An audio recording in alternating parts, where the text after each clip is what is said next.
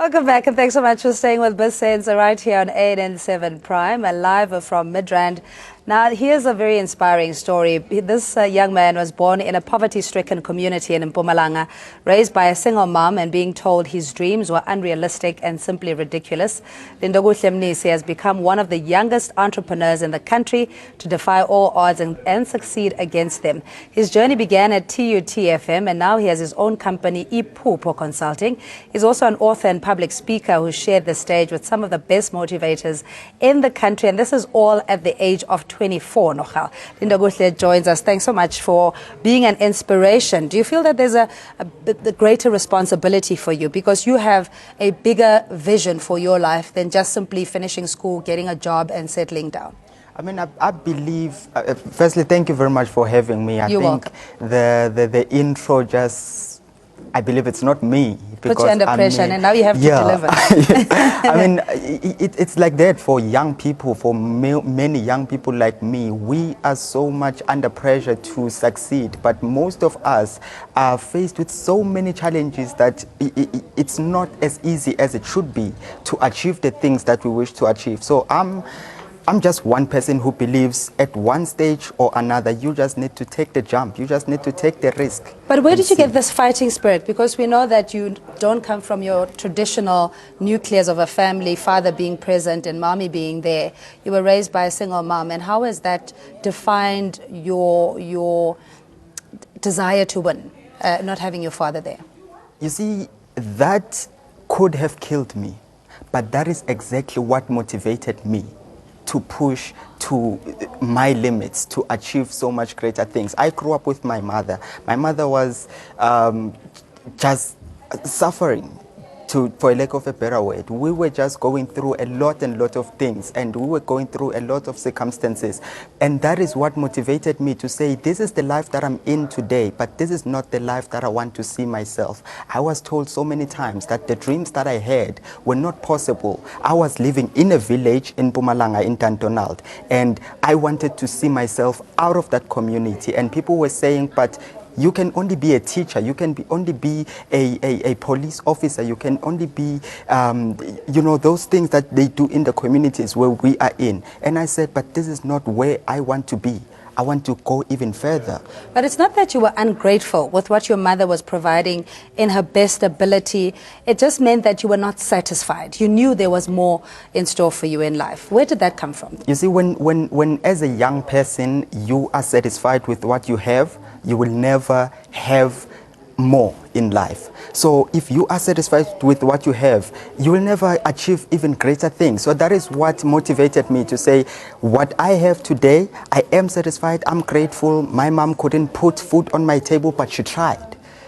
She tried, but now I need to be grateful and do something even more. And that is when I decided I'm gonna break out of this cage and move up in life and try to just thank her for what she has given me, but also try to improve and go even further. All right, so when you finished your schooling, you then went on to TUT and you had your own talk show there. And I imagine you're quite popular in that part of town. How did this now also propel you further in your dreams? Look, when I came to Johannesburg, the only thing that I had was not money. It was not resources. The only thing that I had was a dream. The only thing that I had was just the vision that I had to succeed in life. So 3 months after starting my journalism studies in TUT, I started working on TUT-FM. And that is when I started producing the show and later started presenting the show. I've worked myself up to the top, just worked and worked until they gave me the show to present it. And then from there, I just kept on working hard. And I've worked actually in this station. I've worked here at ANN7. You even worked with my former employer at TV. I've worked so hard in my life until I decided that now I've worked so hard, I believe there's so much more that I can achieve, and I inspire a lot of people. Let me even take more risks to inspire more people. Today, just today, I drove from Limpopo to Soweto in Walter Sisulu Juvenile Center. I was giving motivation there to the juveniles because I believe in youth empowerment. So I just told them, You can do it. I tried and it's still working out. Okay, Iphupho Consulting, what do you guys do exactly? How long have you been around and what is your client base? I started Iphupho Consulting. That is just one division of the company. Iphupho Consulting is a company that does design, branding, and marketing. We do designs. We do all the designs of logos and some signage and stuff, and then we do the printing of the signs and everything. So we do the branding, the design, and the marketing. So we look at the people that are starting their businesses and we say, let us brand you as a brand and put you out there to stand out as a brand, and will help you with the marketing and help you to get reviews about your company and all of that. But the second part of the company that we have Iphupho Clothing. I have a factory where I employ about 9 people at most, as much as I can remember. It's 9 people, and then we are now planning. We are working on opening a store in Soshanguve where we'll be selling our graduation attires. We sell graduation attires that we manufacture, and then we sell them. We supply TUT, we supply in Malahleni, in Polokwane, we supply in Soshanguve. So with the employees that I have now, we managed to manufacture the stuff. And then the third part of the business, it's Iphupho Publishing.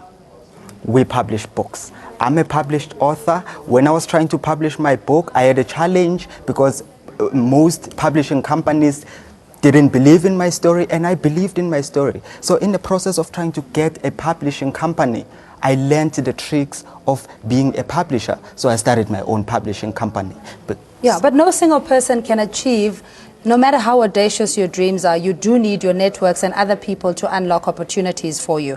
Just here on your profile, it says you've shared the stage with the likes of DJ Sbu, Leope, your Felicia Mabuza Sattel, your Timothy Maurice, and Skinny Sbu. I mean, you had the cream of the crop mentor you in a sense. I mean, how has that even helped you to achieve your dreams sooner? It's very important to have mentors. And I'm proud today to say Leadership 2020 has helped me to actually believe in myself and take this vision and the dreams that I have forward.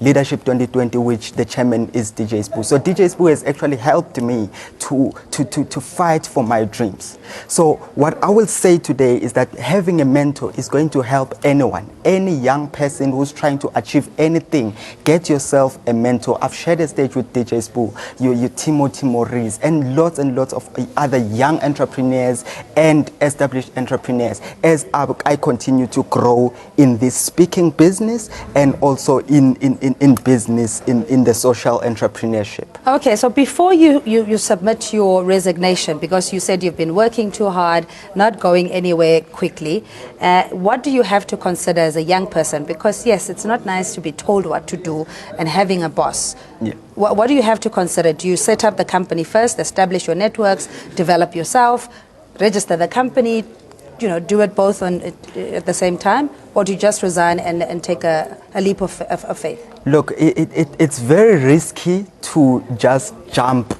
out of nowhere. At first, you need to plan and also introspect about yourself. Know yourself first. Before you can know about the world around you, know yourself. Know what you want, know what you want to do, and think about what you need to do to achieve what you want to achieve. What I did personally, I went to register a company. Well, I got a mentor. I was doing whatever I was doing. I was writing my manuscript in a small book, and my mentor said, but whatever you are writing, those short stories, that information that you are writing can actually turn into a book. I didn't think of myself as an author, but that my mentor said, you can be an author. So I put that thing into my laptop and it became a book. So he said, but you have a mind. You have actually bigger dreams, and those big dreams will not help you if you do not take a step now. So how about you consider starting a company? I went to start a company. I registered the company. He gave me all the list of things that I need to do. I registered the company. And then I start working on the client base, building the client base. And eventually you look at the salary that you're getting from the job that you're 9 to 5. And then you look at the money that you make. You say, okay, I think I can survive. And if I were to do this 100% full time, something might happen. And then the only best thing to do at that point is to calculate the risk and jump, because most of us have the opportunity on our hands, but we do not take the risk. What I did was to take the risk, and believe me, 6 months down the line, I'm still not regretting that risk. I'm still not regretting taking that risk. And I inspire more people to say, when you have a dream, fight for it. If it fails, then you have tried. What's the worst thing that can happen? Failure is not the end of the world. What mantra do you live by as we wrap quickly? What do you live by? Every morning when you look at yourself, it's a brand new day. What do you tell yourself? I tell myself that every day is a brand new day. It's totally different from what happened yesterday. I'm a victim of circumstances. I used to call myself a victim of circumstances, hence my book is called The Victim of Circumstances. But after taking so much risks in my life and having finished that book and published it and made sure that it reaches people, I now say I'm a victor of circumstances. So every single day is a different day from the one behind it. Hallelujah. I could not have said it better. We really wish you Godspeed in all your endeavors, and thanks so much for making it and being an inspiration. My former colleague, I could say, Lindokuhle Mnisi, who is the founder of IphuphoConsulting, and that's only one wing of their business. As you've heard, they'd be launching a clothing range, as a speaker, motivational speaker, etc., and an author as well. To you at home, thanks indeed for watching. We'll see you again tomorrow. Cheers for now.